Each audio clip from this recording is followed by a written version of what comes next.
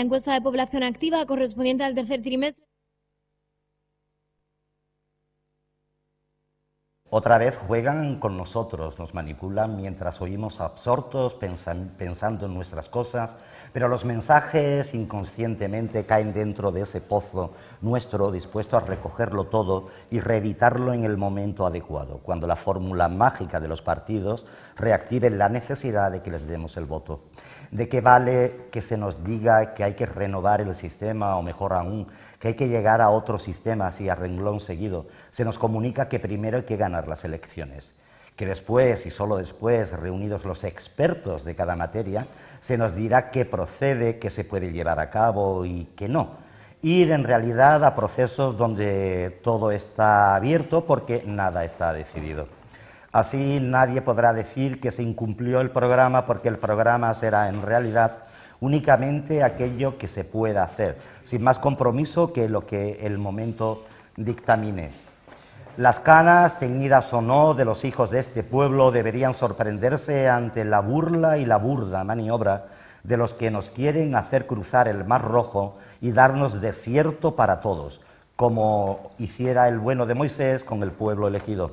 No señalaré a nadie porque desde los que prometen cosas nuevas sin romper con la tradición de sus viejas políticas, hasta los nuevos que quieren despertar la pasión de quienes están ya tan cansados, ningún mensaje es cabal, ni comprometido, ni hecho para el hombre auténtico que quiere primero ver las ideas y después los artilugios por los que las ideas se hacen realidades materiales para el bienestar de este pueblo. Demasiada política, demasiadas estrategias escondidas tras los vocablos como para que sigamos creyendo, sigamos dando nuestra firma a los contratos que no se cumplen o a las palabras hueras dichas para que las arrastre el viento. Perdonen mi nihilismo, pero es que creo que esto no da para mucho más. Seguimos en la noticia opinada. Muy buenas noches, tengan todos ustedes. Un día más nos encontramos en Javier Berrio con la noticia opinada. Hemos repetido el editorial de ayer porque ya saben que tuvimos problemas. No me voy a alargar mucho, hoy, si no me equivoco, es 18 de noviembre de 2014 y tenemos a un invitado que esta vez se nos ha hecho esperar, ¿eh? He intentado que viniera más antes, pero no ha sido posible. Pedro Jiménez, muy buenas noches. Hola, buenas noches, Javier. Pedro Jiménez, portavoz del Grupo de Izquierda Unida en el Ayuntamiento de Huelva, por un lado, y además coordinador general de Izquierda Unida en la provincia de Huelva. Esto sigue siendo así. Correcto. Muchas gracias por estar con nosotros. A ti por invitarme. Y nuestros expertos o nuestros tertulianos, como cada uno quiera, tenemos a Enrique Arroyo. Muy buenas noches. Buenas noches, Javier. Él es abogado y comunicador, o sea que él lleva un programa también en radio sobre judicatura, ¿eh? Es una cosa peliaguda lo que este hombre hace, lo dirige y lo presenta. Y tenemos también a Manolo Mora, alcalde independiente de Lucena del Puerto. Digo lo de independiente sobre todo hoy porque aunque sea político es un político que no se casa con nadie. Y bueno, pues vamos a lo que vamos, al margen de lo que hemos leído en el editorial. A mí, con usted, Pedro, me gustaría comenzar por las primarias abiertas, que he cogido yo la información de mi buzón. Y me gustaría que nos contase usted un poco de qué va esto en su partido, en su formación. Bueno, pues es un proceso que ya hemos llevado a cabo para elegir al candidato a la presidencia de la Junta de Andalucía, que resultó ser Antonio Maillo, y consiste en dar la posibilidad no solo a los militantes de la organización, sino también a todas aquellas personas que, sintiéndose de izquierda, se inscriban como simpatizantes de Izquierda Unida. Y bueno, por tanto, lo que estamos ante un ejercicio de participación y de democracia a la hora de elegir quién es la persona que representará a Izquierda Unida encabezando las candidaturas por la capital. Yo defendí en su momento en la Asamblea de Huelva el que llevásemos a cabo este proceso de primarias abiertas. Se tomó el acuerdo de manera unánime y bueno, estamos ahora mismo en ese proceso. Pues esto es una democratización clara, pero no es por mimetismo con otros partidos, sino que es que sencillamente ustedes llegan a la conclusión de que es un mejor sistema. No, bueno, nosotros, quiero aclararlo, creo que hemos ido avanzados en muchas de las cosas que hoy parece que se están inventando. Nosotros las hemos puesto en marcha y la hemos llevado a la práctica desde hace ya mucho tiempo.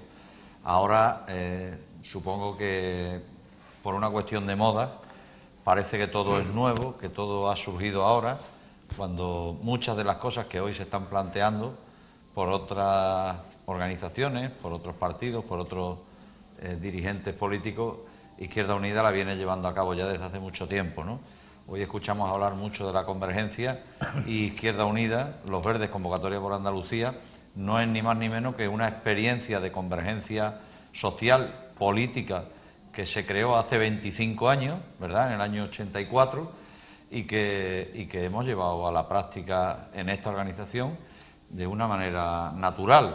En Izquierda Unida conviven muchas ideologías, y conviven personas que vienen de la cultura comunista, otros que vienen de la cultura socialista, gente que viene del ecologismo, del feminismo, muchas personas que son independientes, anarquistas. Quiere decir que nuestro elemento en común, lo que nos une, lo que nos cohesiona, es el programa electoral, es los acuerdos programáticos, y a partir de ahí estamos en un movimiento político y social en el que un hombre, una mujer, significa un voto. Bien, le voy a hacer una pregunta que le ruego que quizás sea un poco antipática, pero que no vaya a haber en ella mala intención. Usted anuncia que se quiere presentar a estas primarias cuando Cayo Lara, sin embargo, dice que no va a ir más al Congreso de los Diputados. Y es que entra un poco la duda, está en la calle y yo se lo digo, de, bueno, si estamos pidiendo un hombre 2 mandatos, ¿esto no debería ser también en la oposición? La gente se plantea, pues bueno, si decimos que un hombre 2 mandatos como mucho, para que no se acomode, ¿no podría también suceder que la oposición se acomodara a la gente? Bueno, a ver, yo entiendo lo que tú estás planteando como una crítica velada al alcalde de Huelva, que lleva ya cinco elecciones consecutivas. Lo de este señor, mire usted. Presentándose, ¿no? Lo de este señor, mire usted. No, ya comentarán aquí también nuestros amigos. Vamos, en los 20 lugar, años ya tiene tomate. Sí, en primer lugar, hombre, lo de Cayo Lara. Cayo Lara no ha dicho que no se vaya a presentar al Congreso. Cayo Lara lo que ha dicho es que él no va a ser candidato a la presidencia del Gobierno, no va a encabezar la lista de Izquierda Unida al Congreso de los Diputados por Madrid y, por tanto, no va a ser el candidato de Izquierda Unida en las primarias que tendremos que celebrar para presidente del Gobierno, ¿no? Creo que con eso ha puesto de manifiesto la grandeza, tanto humana como política, de una persona que lleva 6 años de coordinador general de Izquierda Unida, 6 años, no lleva 60, lleva 6 años como coordinador general de Izquierda Unida, y que el balance de esos 6 años es un balance de 10. Hay que recordar que Cayo Lara cogió a Izquierda Unida en una situación interna muy difícil, con divisiones importantes, con una división entre lo que se dio en denominar el sector yamazarista, ¿verdad?, y el sector que después resultó mayoritario en la Asamblea Federal, y sin embargo hoy afortunadamente se vive un clima de unidad interna dentro de Izquierda Unida muy importante, que Cayo Lara, cuando se hizo cargo de la coordinación general, teníamos un diputado en el Congreso y hoy tenemos 11 diputados en el Congreso. Y creciendo, ¿no? ¿Verdad? Y teníamos un parlamentario en Europa y hoy tenemos 6 parlamentarios en Europa, ¿no? Por tanto, Cayo Lara está más que legitimado para haberse postulado como candidato, al menos para competir en unas elecciones primarias frente o junto a cualquier otro compañero o compañera que lo hubiese hecho también, ¿no? Sin embargo, él ha entendido que era el momento de dar el relevo generacional de cara a la presidencia del Gobierno.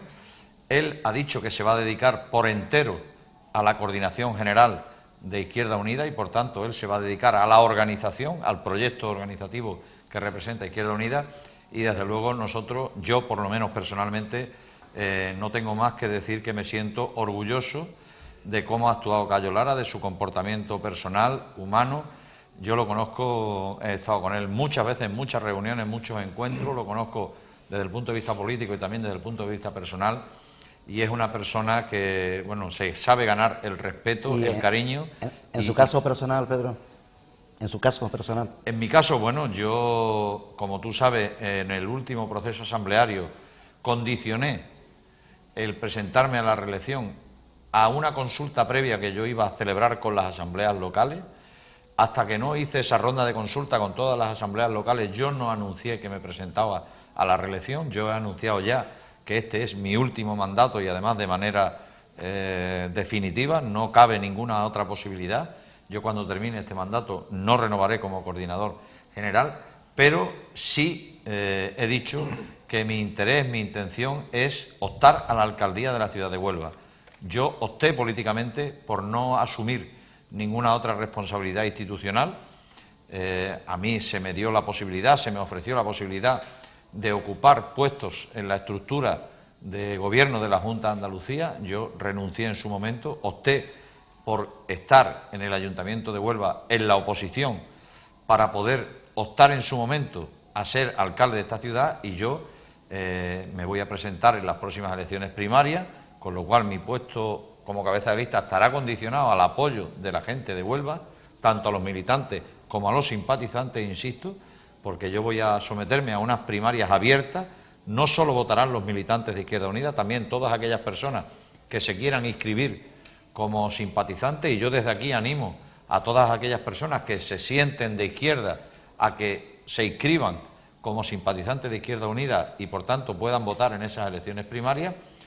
Y no solo aceptaré el resultado, sino que si finalmente yo salgo elegido, evidentemente voy a afrontar el proceso de las elecciones municipales con la misma ilusión de la primera vez y convencido de que hay posibilidades reales de llegar a gobernar la ciudad de Huelva. Le hago una última pregunta, en este caso también sobre Huelva, y ya le doy la palabra a la mesa y todo está abierto. El tejido productivo en Huelva y el desempleo en Huelva. Estamos en una situación que, si no desesperada, parecida. ¿En qué fórmula podríamos utilizar, tanto desde el Ayuntamiento, que ya sabemos que no puede hacer mucho en cuanto al empleo, y desde la Junta de Andalucía y desde el Gobierno central? Y ya también tienen ustedes la palabra. ¿Qué es lo que podemos hacer? En primer lugar, optimizar los recursos. Eso es lo primero. Yo creo que no puede ser que cada administración apunte o trabaje en una dirección completamente distinta a las demás. Lo lógico sería establecer en un órgano en el que hubiese una amplia participación cuáles son los sectores estratégicos que conviene a la ciudad de Huelva y a la provincia de Huelva, ponernos de acuerdo después del tiempo que sea necesario.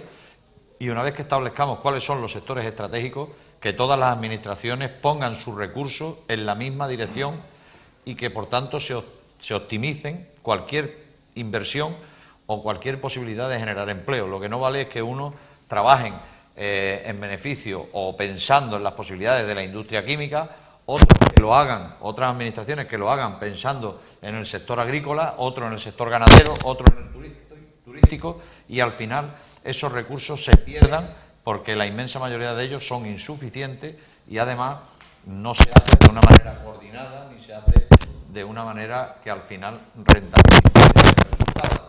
Por lo tanto, lo que venimos a plantear es que para Izquierda Unida es fundamental que haya un plan estratégico que debemos de elaborar entre todos y que ese plan estratégico marque las líneas por las que deben de ir todos los esfuerzos de la Administración central, de la Administración autonómica y también de las administraciones provinciales y locales. Bien, tienen ustedes la palabra. Seamos todos breves y así podremos hacer más intervenciones, digo, incluido Pedro.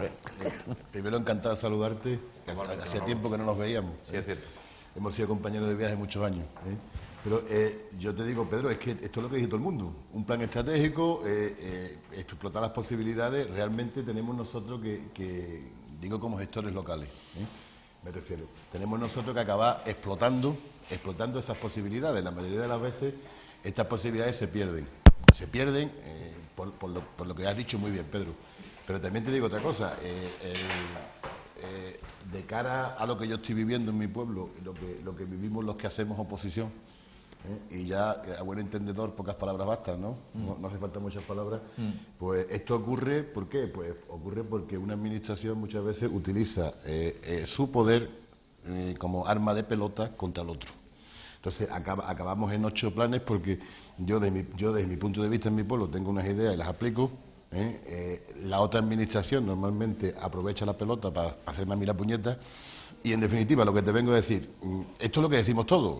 Realmente, ¿qué propuestas tenéis vosotros de modelo de ciudad y de plan de empleo para Huelva? Bueno, yo no diría que eso lo decimos todos, no lo diría así. no escucho yo a todos los partidos hablar de la necesidad de elaborar un plan estratégico para que definamos qué sectores son los sectores que más convienen en cada momento de cara al desarrollo de las provincias, sobre todo el desarrollo endógeno de nuestros pueblos, de las zonas rurales, y pensando en el territorio. Yo creo que aquí hay gente que trabaja más para el forastero que para el de aquí, ¿vale? Aquí hay gente que trabaja más para el inglés, como se suele decir, que para el de casa, ¿no? Y yo creo que eso es evidente. Si echamos un vistazo, y ahí meto yo a las dos grandes administraciones, al Gobierno central y a la Junta de Andalucía, o por lo menos históricamente lo que ha sido eso, si echamos un vistazo a quién se lleva las grandes ayudas y las grandes subvenciones públicas, de dinero público, ¿verdad?, en teoría para crear empleo. ¿Y qué uso se hace de ese dinero público? Nosotros lo que defendemos, yo al menos lo que defiendo, y lo defiendo dentro y fuera de mi organización, es que el dinero público tiene que ir destinado sobre todo a los sectores nuestros, a los sectores tradicionales, a los sectores que creen riqueza en el territorio y que esa riqueza se quede en el territorio. Y yo creo que ahí sectores como la agricultura, la ganadería, el turismo son fundamentales, ¿verdad?, frente a lo que son sectores que hacen que la riqueza se vaya fuera. Y, por supuesto, las ayudas públicas, el dinero público debe orientarse sobre todo, porque si pensamos en el territorio tenemos que tener claro quiénes son los sectores que deben de ser receptores de esas ayudas y de ese dinero público, que deben ser los que realmente crean empleo, que son los pequeños y medianos empresarios, los sectores cooperativistas, los autónomos, ¿verdad?, las pequeñas empresas, porque esas son las que de verdad, primero, crean empleo y, en segundo lugar, la riqueza que genera se queda aquí. Yo no quiero grandes empresas multinacionales que vienen a llevarse la riqueza, que dejan el territorio esquilmado y expoliado y que después, cuando les interesa por razones económicas, por razones estratégicas, cierran las empresas, como estamos viendo, dejan el drama social aquí, dejan el territorio esquilmado y contaminado en muchos casos, y si te he visto no me acuerdo. Da igual que hayan estado 25 años, 30 años, 40 años, ¿verdad?, beneficiándose de ayudas públicas, de dinero público, de cesión de terrenos gratuitos, de sacar la riqueza, porque son industrias, además, básicas, que lo que hacen es llevarse los recursos naturales de nuestra tierra, y, sin embargo, eso al final no termina cuajando en nada, no repercute en la riqueza de nuestros pueblos, al revés, lo que estamos asistiendo a un proceso de despoblación, y yo lo tengo claro, yo eso es lo que defiendo, dentro y fuera, insisto, de mi partido, en unos casos con mayor fortuna, en otros casos con menor fortuna. Yo en el Ayuntamiento de Huelva he pedido en muchas ocasiones el que se elabore un plan estratégico para la ciudad de Huelva, porque no puede ser que estemos al mismo tiempo planteando que la avenida Francisco Montenegro sería un elemento de primer orden en materia turística y al mismo tiempo que estemos diciendo que lo que hay que hacer ahí es montar industria y montar fábricas. Oiga, no, mire usted, o el turismo o las fábricas. En ese mismo espacio no pueden convivir las dos cuestiones. Tenemos otro suelo exactamente, industrial, sobre todo porque hay suelo industrial en otras zonas, como es el parque agroalimentario, como es el Parque Científico-Tecnológico de Aljaraque, que está a 2 pasos de Huelva, porque hay suelo industrial más que de sobra. Cuestionarse a estas alturas que eso no sea turístico es de loco. Polígonos industriales en la ciudad de Huelva. Pero que ya esto ya es una orientación productiva. O sea, yo creo que por primera vez en la historia de Huelva empezamos a apostar por los procesos endógenos, como ya algunos venimos pidiendo hace ya muchos años. Sí, claro. Si nos damos cuenta, los grandes procesos productivos que han generado riqueza en Huelva son todos endógenos. Piénsense, a saber, industria del jamón, la industria olivarera, la agrícola, la del pescado, que también es la conservera, que también la tenemos abandonada. Entonces, que eso ya es una orientación productiva importante, ¿y qué ha esquilmado Huelva? Pues lo que ha esquilmado Huelva, y hay que decirlo claro, es la industria química. La industria química en ese momento ya entonces, no... desde mi punto de vista...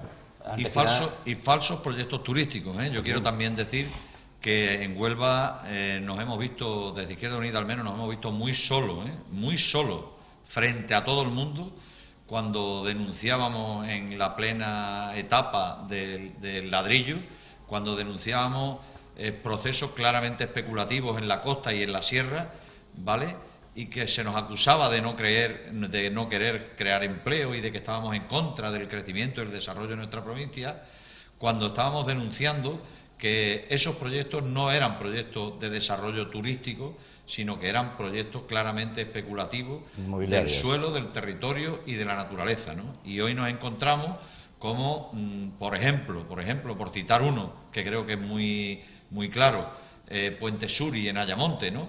Estamos viendo lo que es claramente, en mi opinión, un proceso especulativo del ladrillo con un territorio lleno de viviendas, la inmensa mayoría de ellas vacías, junto al río Guadiana, ¿verdad? Un auténtico sinsentido del que alguien se ha hecho millonario.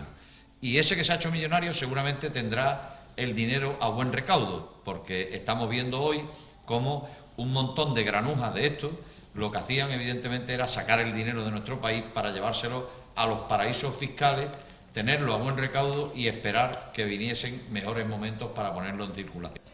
Es que tras ver el programa de ayer en La Sexta, donde se hablaba se le hacía una entrevista a Pablo Iglesias de Podemos, pues parece que todo queda supeditado a que gane las elecciones porque hay que ganarlas primero y después reuniones con expertos para ver qué proponen los expertos, porque ellos no saben. Sí, yo antes hemos comentado, ¿no? Y Ramiro decía que esas cosas ya no las ve. Y yo todavía sigo viendo esas cosas. A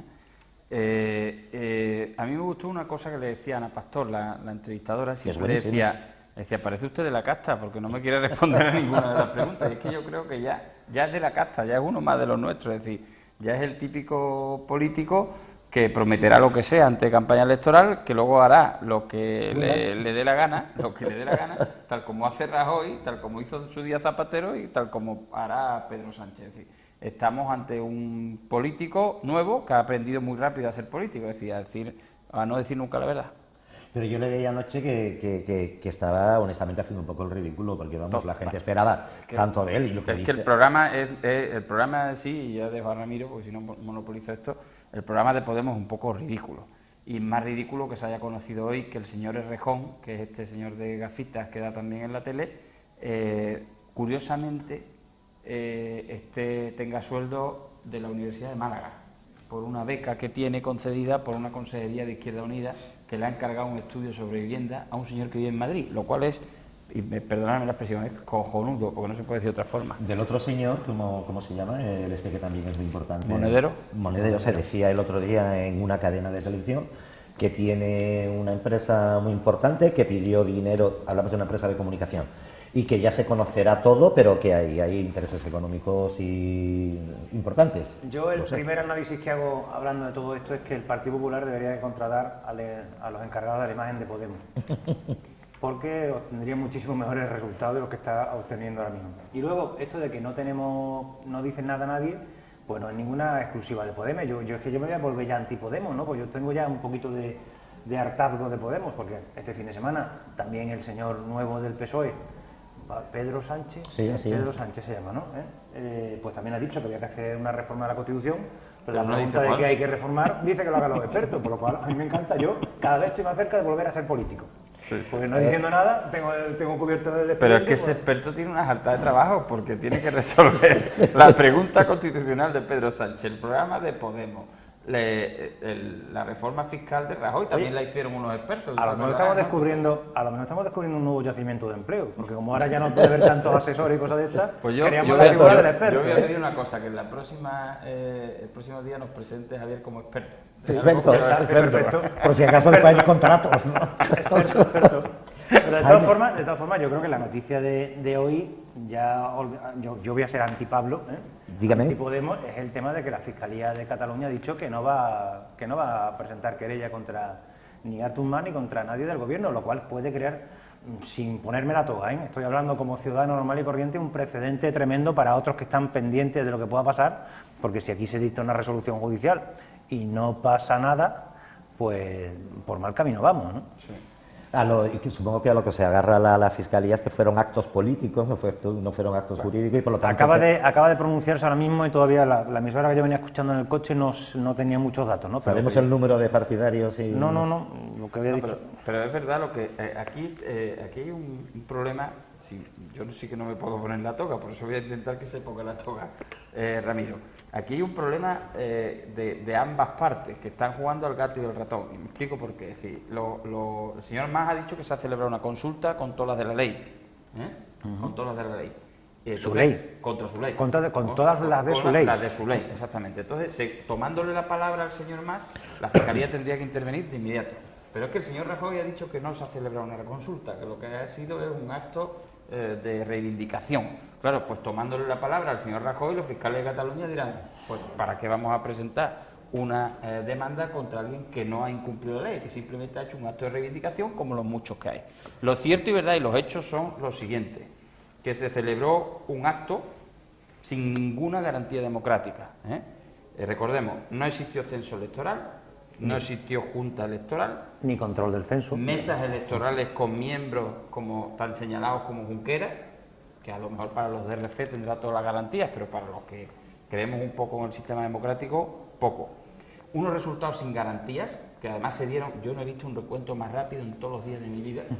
Estaba fácil, era así. Cuando cerraron las urnas. Y eso que era, pero eso eran dos respuestas posibles en cada proceso. Por eso, fíjate que eso se tarda un poquito más en contar, ¿no?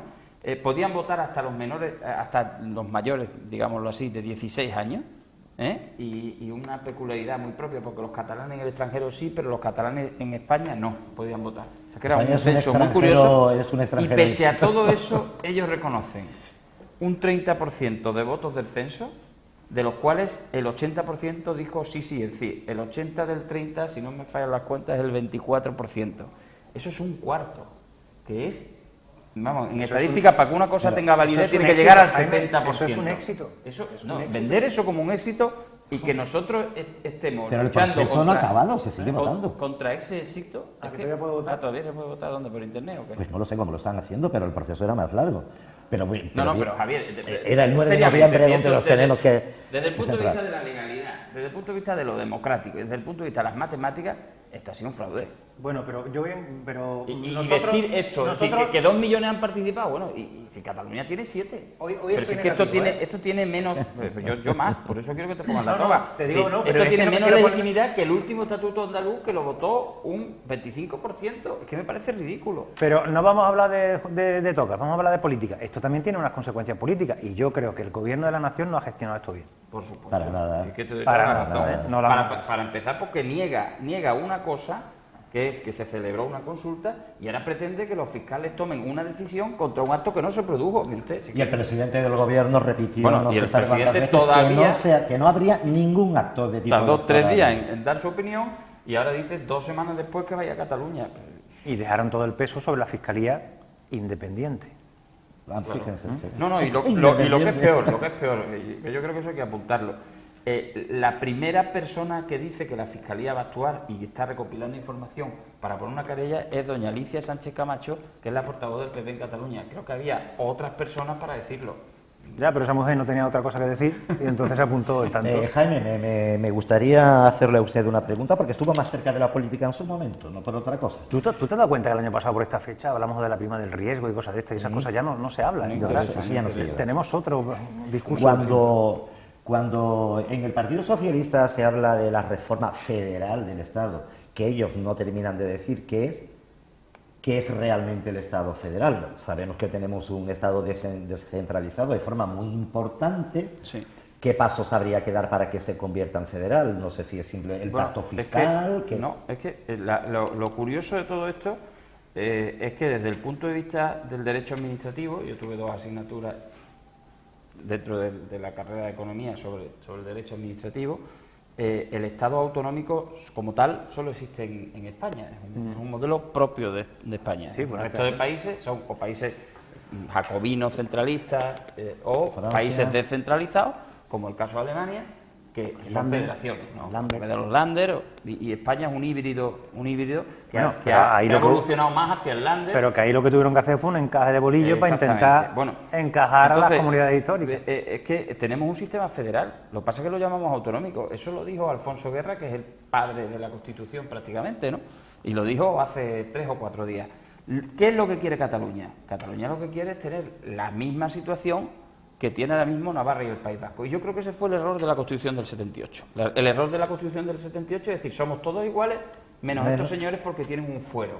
Claro. Porque eran los que tenían dentro, por así decirlo, más el veneno del independentismo, porque todavía Cataluña no lo tenía. Cataluña lo tuvo un momento en la República, pero un momento y como una contestación frente a un régimen absolutista que era el que se le venía encima y antidemocrático, como el de Franco, pero no más. Entonces, permitir esa singularidad para el País Vasco y para Navarra ha perjudicado la situación en el resto de España. Entonces, ¿qué pretenden ahora llamándole federal? Pues yo creo que al final esto se traduce en dinero y que ellos quedarán contentos si federal significa pacto fiscal. Y el pacto fiscal para ellos que quieren la misma situación que tiene el País Vasco y que tiene Navarra. Y es que el Estado no recaude los impuestos en aquella zona, sino que los recaude la administración foral. En su caso, o la Generalitat, ¿no? Pero lo que yo me pregunto es, por ejemplo, ¿qué pasaría con una institución como el Senado? ¿Va a seguir existiendo? ¿No va a seguir existiendo? ¿Se va a trasladar a Barcelona, como he escuchado decir alguna gente? Eso lo arreglarán los expertos, Javier. Claro, no hay más. Estamos anticipando, nos da ya título de experto, cosa que te agradecemos, pero no creo que estemos en condiciones. No, esto es verdad que en la Constitución hay muchas cosas que se tienen que cambiar, pero hay que saber para qué se cambian y si con ese cambio se va a contentar a esa minoría, porque reconozcamos que es una minoría. Primero habría que quitar el mito de que la Constitución no se toca. Claro. Que cuando hizo falta la tocaron. Se puede tocar, pues se puede tocar. Oye, lo que pasa es que tiene unos mecanismos para tocarse, ¿no? Y la vida es una historia y una evolución. Y entonces no vamos a estar marcados aquí porque en ese momento fue útil, pero ahora mismo ahora mismo no lo es. Y lo que pasa es que ahora mismo nuevo, ¿por qué no? Pero ahora mismo hay tan poco peso político en nuestros dirigentes políticos que yo creo que ninguno tiene la capacidad de tomar iniciativa y de decir, oye, vamos a hacer esta reforma, porque tendrían que dar muchas explicaciones a la hora de hacer una reforma. ¿Y un nuevo proceso constituyente, por qué no? Pero no hace falta hacer un constituyente, solamente nos vendría bien con reformar lo que tenemos. Pero porque lo diga Podemos no creo que ya tengamos que meternos en un proceso constituyente. Además, pues Podemos lo único que ha conseguido unos resultados modestos en unas elecciones muy particulares europeas en las que ha conseguido 5 o 6 representantes, yo no sé cuántos más. Pero vamos, que poner en cuestión, en solfa el Estado por una elección del peso de la europea, que creo que le estamos dando más importancia a lo que tiene. Yo lo que realmente pienso es que hace falta para reformar una Constitución saber qué se quiere conseguir con esa reforma. Y sobre todo, hace falta unas mayorías, que es lo que dice la norma. Y esas mayorías solo se han activado para reformarlo cuando la Unión Europea ha puesto el pie en el cuello, como es la cuestión económica. Pero hay políticamente, creo que hay un dato también importante que te falta ahí en tu lista, que es diálogo. En ese momento constituyente se sentaron todos y fueron capaces de ponerse. Ahora mismo nada más que funcionamos por tema mayoría. Si tengo mayoría absoluta impongo y si no tengo mayoría absoluta no impongo, no hago nada. Por lo cual, si no tenemos esa capacidad de diálogo que había en esos tiempos, y creo que ahora mismo no la tenemos, porque no hay nadie que pueda liderar ese diálogo, ni tenemos pesos pesados que sean capaces de soportar toda esa presión que llevaría un proceso constituyente, pues entonces nos quedaremos como estamos.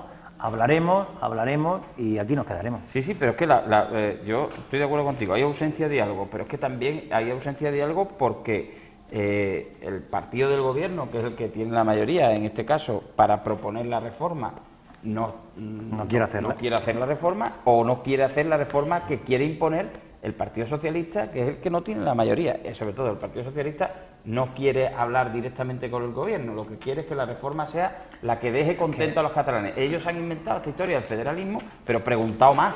Pero es que huele... Y Junqueras, que son los que saben de esto, ¿no? Los que saben lo que quieren, se les dice federalismo y ellos dicen que no, que ya federalismo no, que ya esa etapa se acabó, que ellos lo que quieren es independentismo. Entonces, estamos aquí intentando a ver si vamos a cambiar la Constitución para contentar a unos señores que 5 minutos después van a decir no estamos contentos y van a seguir con sus reivindicaciones. Que para eso no nos movemos. Pues durante... Digo yo, vamos. No sé. Muy bien. Mientras ustedes discurrían sobre cuál va a ser el cambio constitucional... Como expertos, además. Como expertos, que se lleva mucho, ha aparecido pues nuestro invitado. Muy buenas noches, Carmelo Romero. Hola, buenas noches. ¿Qué tal se encuentra usted? Me encuentro fenomenal, me encuentro bien y con muchas ganas de continuar trabajando. Muy bien, les recuerdo, Carmelo Romero es alcalde de Palos de la Frontera y es además diputado en el Congreso, que no es poca cosa. Estábamos hablando de qué pasa. Se nos está yendo el Estado, se nos está disolviendo el Estado actual. El Estado del 78 hace tales aguas que es necesario refundarlo. ¿Cuál es su opinión como diputado? E incluso le voy a preguntar más, como alcalde y ciudadano. Le hablo como alcalde y ciudadano, también en mi condición de diputado. Le digo que la Constitución que tenemos ha supuesto, es una de las constituciones que mayor tiempo ha estado en vigor sin ningún tipo de problema. Los problemas lógicos de que pueda reformarse, no pueda reformarse, que hay que tener en cuenta esto, tener en cuenta lo otro. Y yo creo, sinceramente, que es para estar contento con la Constitución, pero también creo que si fuese necesario reformar la Constitución, porque en este plazo de tiempo se ha visto que ha funcionado un poco mejor o un poco peor en este aspecto o en el otro aspecto, yo creo que hay que hacerlo. En sentido federal, como dice el señor y hay que hacerlo tomando el toro por los cuernos. Mire, no sé si en el sentido federal o no, yo no estoy de acuerdo con que sea en el sentido federal, puesto que nosotros le hemos dado un nombre a nuestro Estado que se llama Estado de las Autonomías, que va en muchos aspectos mucho más allá de cualquier Estado federal, mucho más allá de cualquier Estado de los llamados Länder de Alemania, y mucho más allá de cualquier Estado federal de países tan importantes y tan grandes como puede ser Brasil, como puede ser México, como puede ser incluso a veces hasta Estados Unidos.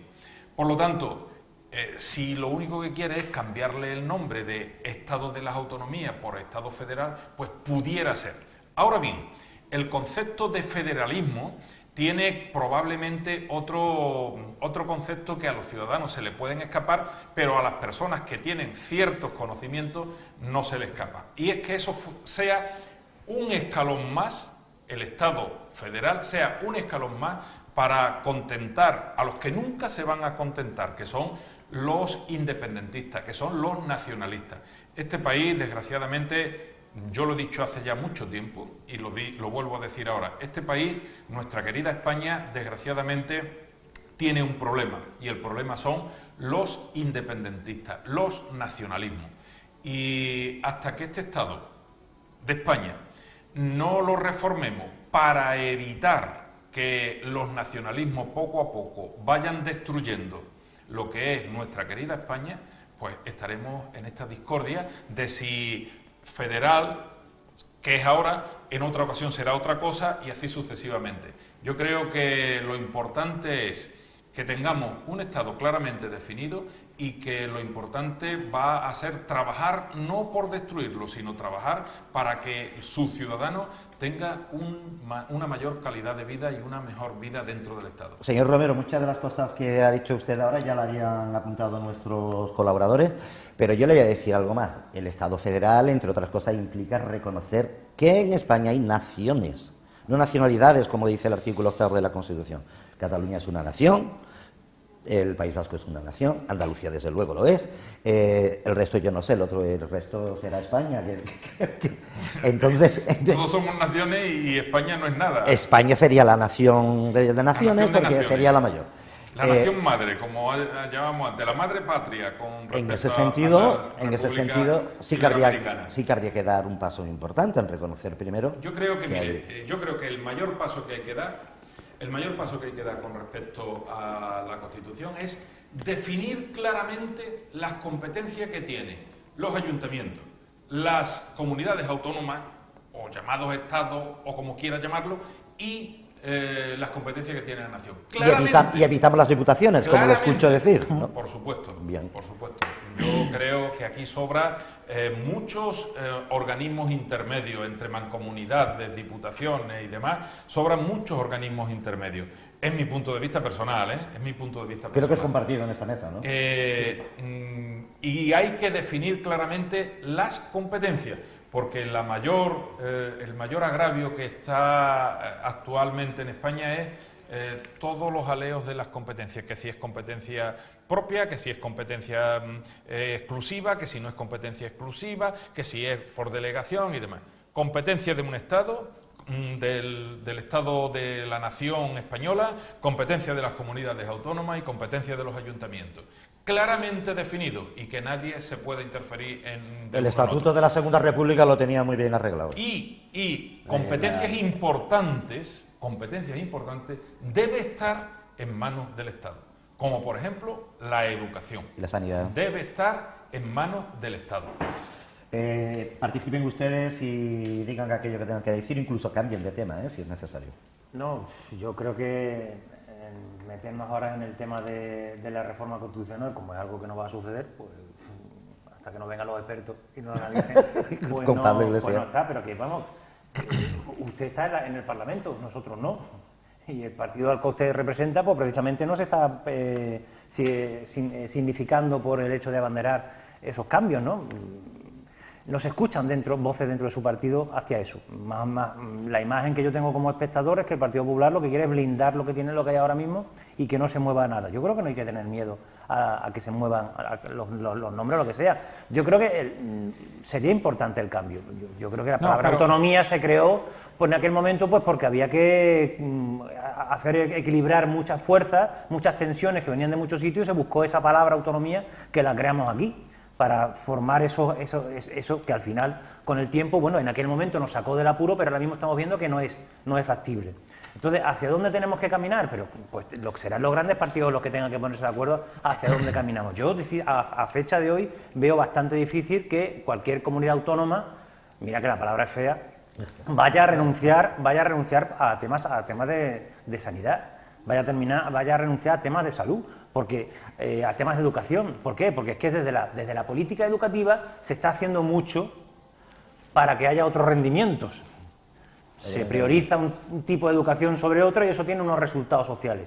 Aquí en Andalucía no, por supuesto, porque aquí en Andalucía nos hemos empeñado en que no seamos andaluz ninguno. Exacto. ¿Ven? Entonces, por ahí creo que va a ser bastante difícil que haya el diálogo. Y yo, cuando estaba usted entrando, es lo que estaba haciendo. En aquel momento había unos grandes pesos políticos que fueron capaces de sentarse y hablar. Y actualmente, unos partidos porque tienen unos que acaban de llegar. Esta mañana lo comentamos, lo comparaban con un médico, y este no es médico, este era todavía 1000, no tenía todavía sacado la plaza, ¿no? Y en los otros porque tampoco hay una autoridad clara que sea un referente para el resto del partido. Yo creo que la cuestión es bastante difícil.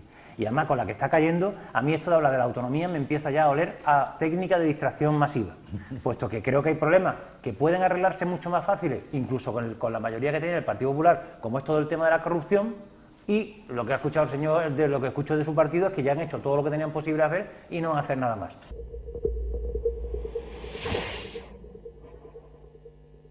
Llena de luz y de esa de la más me tiene loco, por ella muero, poquito a poco, de luz y de esa de la más me tiene loco, por ella muero. Vente a descubrir su cuerpo y su alma, sin ella no existe el mundo, sin ella duele mi calma flamenca bonita. Vente a descubrir su playa y su brisa, sin ella siento que me hundo. Tierras del Descubrimiento, Huelva, La Luz.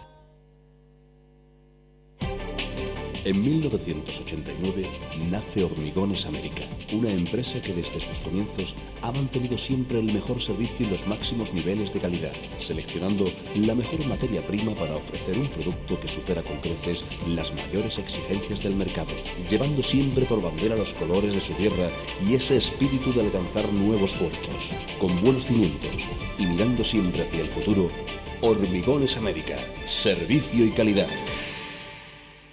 Con tu contribución se beneficia tu ciudad, nos beneficiamos todos. Aprovecha las ventajas que te ofrece la sede electrónica del Servicio de Gestión Tributaria www.sgth.es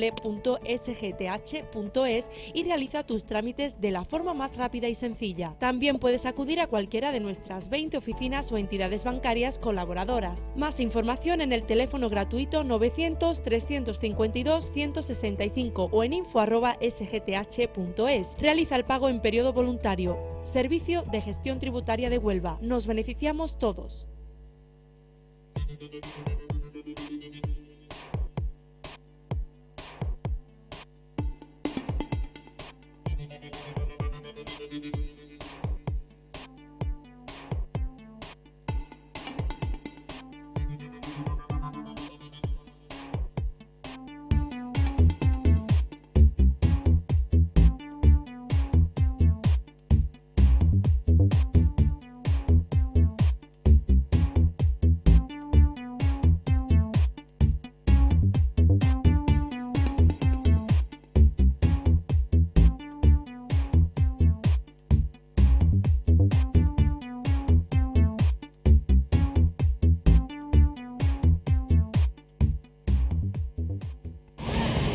Ahí no, es un vado. Y ahí no, es un paso de cebra.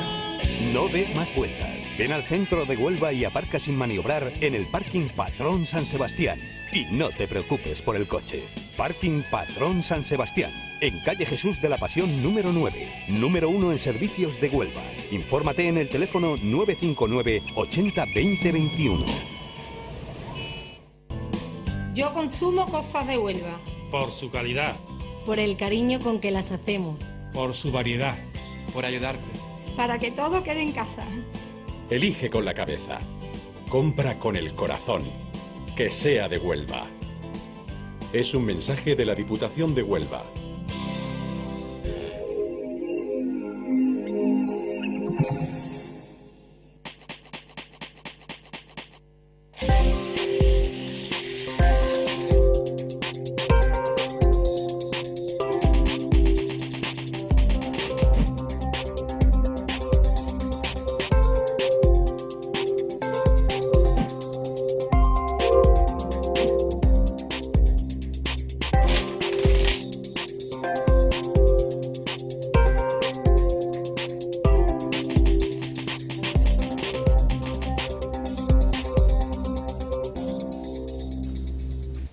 Pues bien, aquí estamos de nuevo, seguimos con todos ustedes en Javier Berrio con la noticia opinada.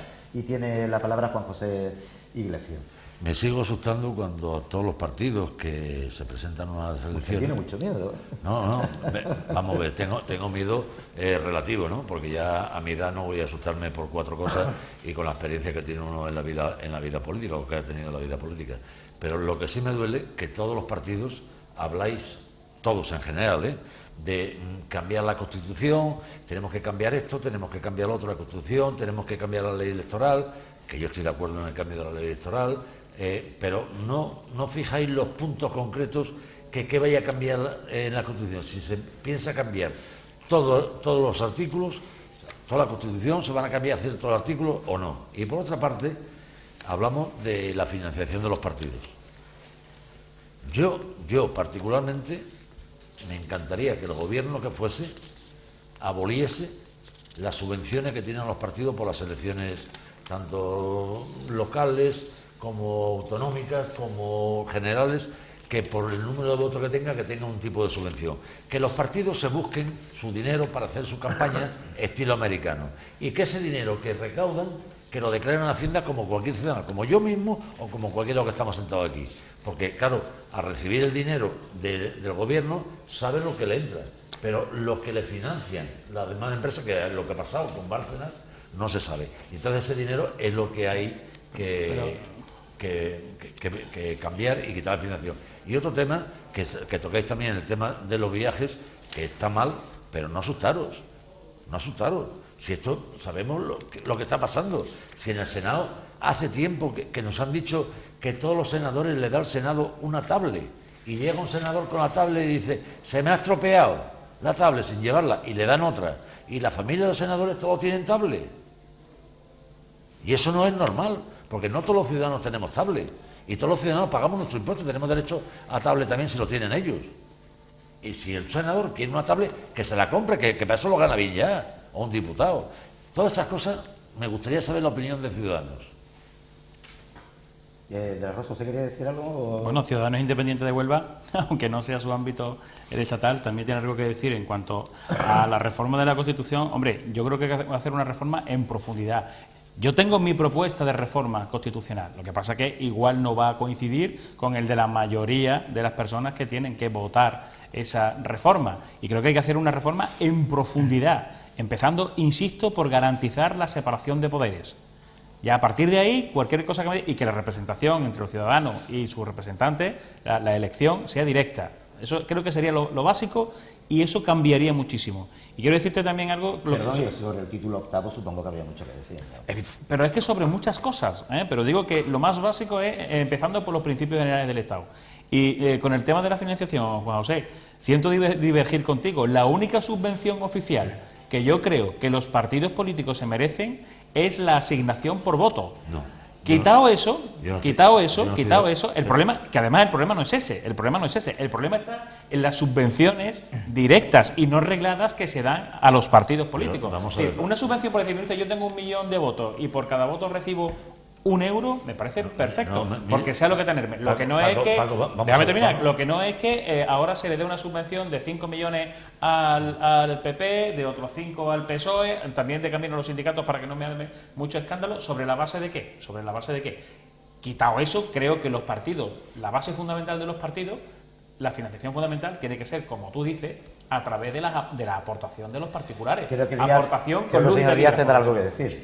Sí, que bueno, es que desde luego lo que había que tomar una decisión, evidentemente, inteligente también ahí, sobre todo de transparencia, y desde luego la decisión versa en el ámbito de las donaciones, bueno, claridad, por supuesto, las fundaciones y control absoluto por los tribunales de cuentas, eso tiene que ser así, y ya digo, asunción de responsabilidades y subsidiariamente el que toque lo que no debe, ahí tiene que estar el partido. Y yo añadiría... Ya que estamos por reformar, Julio, por cierto, has hablado del Tribunal de Cuentas, también hay que reformarlo. Por supuesto, por supuesto. Y habría más cosas que deberían de pasar por el Tribunal de Cuentas, pero el Tribunal de Cuentas tampoco está preparado para asumir todo, ¿no? Realmente. Hay que tocar muchas cosas y están todas relacionadas unas con otras. Por ejemplo, en el sistema americano está totalmente... hay una normativa prolija, además, que versa sobre la financiación de los partidos políticos. Y ahí tienen oficinas donde el tráfico de influencia es legal. O sea, donde pasa lo contrario, donde las empresas ofrecen y dan cheques. Hablamos de los lobbies. Y eso se declara. Sí, además los lobbies están totalmente con lobby taquígrafos. Lo que pasa en España es que eso no está con lobby taquígrafos y nadie lo aborda. Eso es un problema. Entonces, ¿Ciudadanos qué opina? Ciudadanos opina que sería importante tocar esto y pensar que quizás con lobby taquígrafos sí podrían ser personas individuales con cantidades cortas, las que además es uno de los modelos de financiación. Ciudadano, tú pinchas en la página web y si quieres colaborar, colabora como individuo. Es la única posibilidad que tienes. No como ente ni como empresa, como individuo. Y tú pinchas y puedes ver todas las cuentas, todas las partidas, porque la transparencia es la base de la confianza. Nosotros lo entendemos así y así lo hacemos y así lo queremos trasladar también a la gestión pública, a las instituciones, al sistema político, al sistema electoral y a todo. Entonces, lo que se tomar una decisión ahí, si ninguna empresa, ninguna persona jurídica puede aportar, no aporta nada. Y que aporten los ciudadanos que quieran cantidades pequeñas con luz y taquígrafo. Eso sí, otro tema sería la cuestión, que yo entiendo que para eso la democracia en España debería de estar más madura, de tocar el tema de si financiación pública más o menos, en función del número de votos.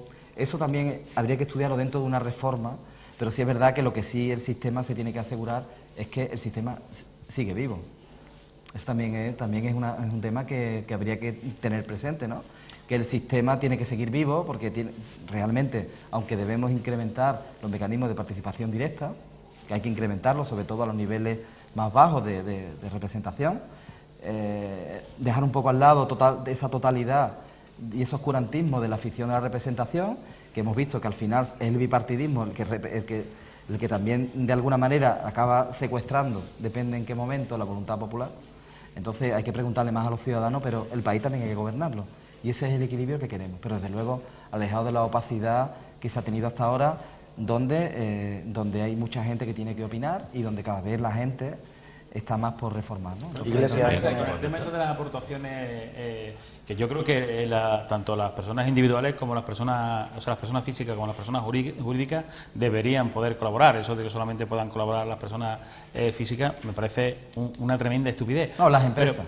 Las empresas, queremos decir. Las empresas tienen intereses muy definidos. Sí, pero que la reforma ha ido por ahí. La reforma de la financiación, de la ley de financiación de los partidos políticos, por decir, pueden hacer las aportaciones las personas físicas, pero no las jurídicas. Me parece un completo disparate. Pero además, como una medida complementaria sería que uno se pudiera deducir lo que está aportando al partido. Evidentemente, uno lo declara y se deduce. Y evidentemente eso es un beneficio para todo el mundo. Contestándole a Paco, con todo el cariño del mundo, yo no puedo estar como ciudadano de acuerdo en la financiación pública a unos políticos que cobran su buen sueldo y además a esos políticos, y voy a hablar por el que me correspondía a mí en aquella época, le quitan un tanto por ciento elevado que va al partido. Sí. Entonces el partido ya tiene suficiente para financiarse.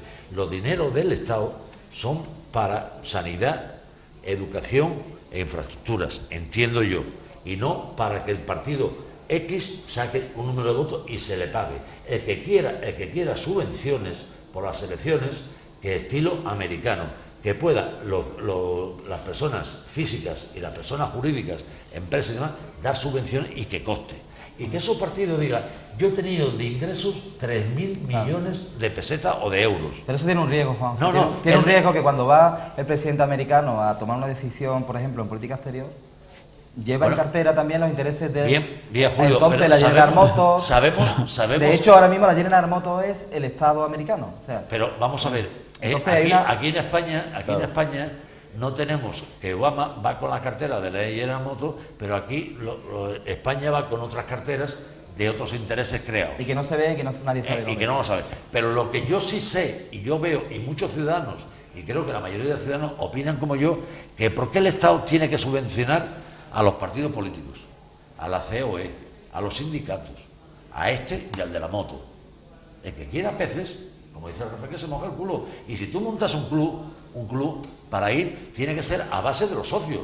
Y si tú montas un partido, tiene que ser de la cuota que paguen los afiliados y de las subvenciones que te den y que tengas que declararlo. Porque yo como persona física tengo que declarar mis ingresos. Todo eso está relacionado con la limitación de mandatos y con la limitación de cargos electos dentro de los órganos de los partidos y con una serie de reformas que hay que hacer, porque si no te das cuenta, como ha pasado en el bipartidismo, ahí se ve claramente que hay algún político que tiene 4 y 5 responsabilidades diferentes.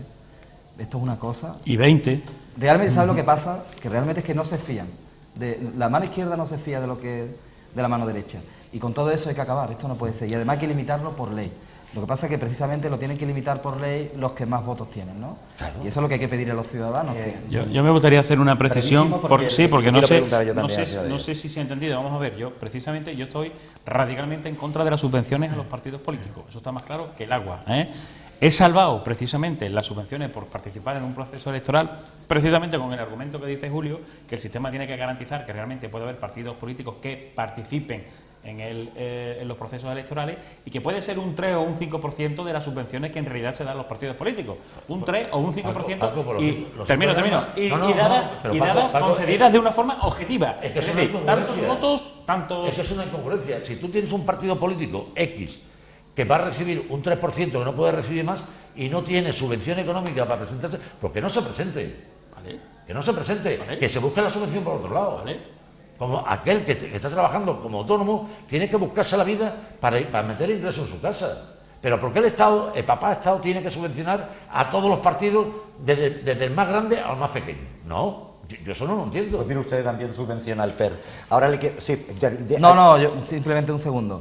Yo entiendo que habría que llevar a cantidades económicas exactas todo lo que estamos hablando y tomar decisiones en esa línea, pero desde luego manteniendo los equilibrios y pensando que no todo el mundo quiere mantener los equilibrios y hay que ser responsable y mantenerlos. Otra cosa es que tengamos que ir a buscar a los irresponsables y que desde luego repongan lo que han hecho. Julio, perdona, ¿equilibrio es mantener a los corruptos que están en los partidos ahora mismo por lo que están? Eso de ninguna de las maneras.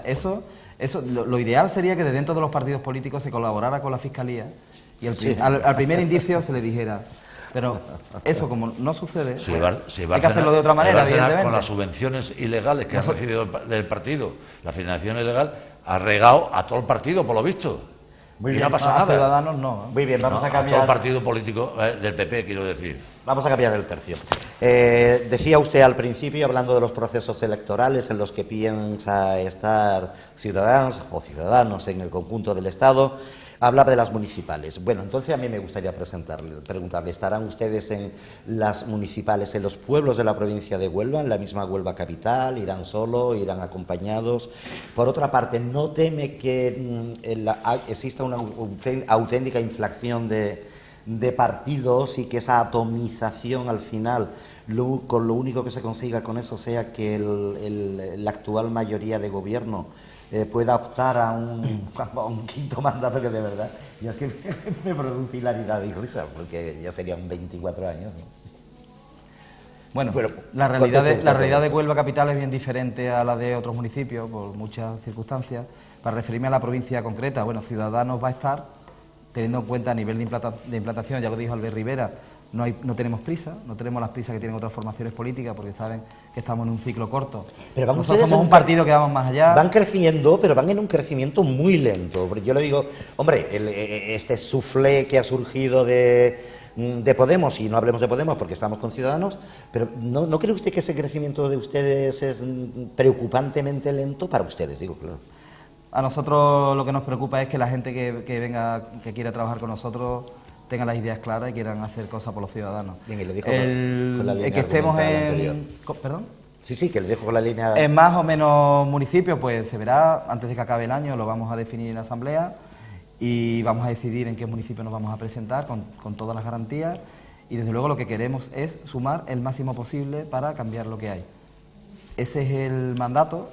Y bueno, hace muy poco Albert Rivera le hizo un ofrecimiento, han estado hablando UPyD y Ciudadanos, parece ser que la cosa está en un punto no muy próximo al acuerdo.